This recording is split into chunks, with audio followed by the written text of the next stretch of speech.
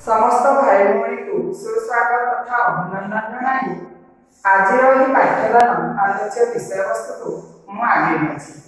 आज देखिबा तुमुन प्रत्यय काहाकू कुहाଯାଏ।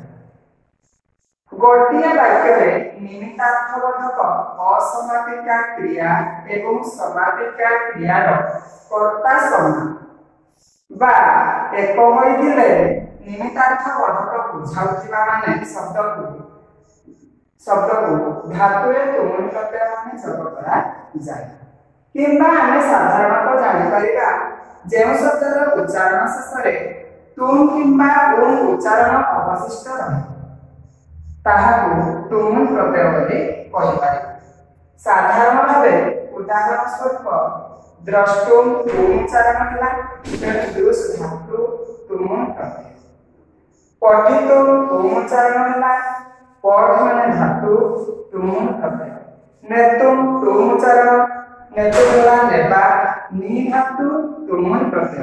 एई परि भाबरे तुमुन प्रत्यय को आमे संपूर्ण रूपे जानि पारिबा जे जेउ शब्द उच्चारण शेषरे तुम एवं उ अवशिष्ट रहे।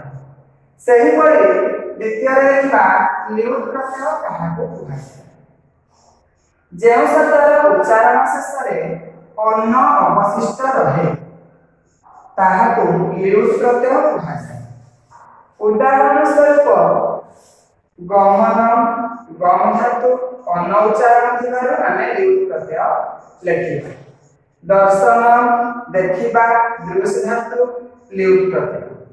पठन अन्न उच्चारण अवशिष्ट रहुछि पठ धातु ल्युट प्रत्यय। ग्रहण करिबा ग्रह धातु ल्युट प्रत्यय। तेणु साधारणतः ल्युट प्रत्यय होला अन्न अवशिष्ट रहे।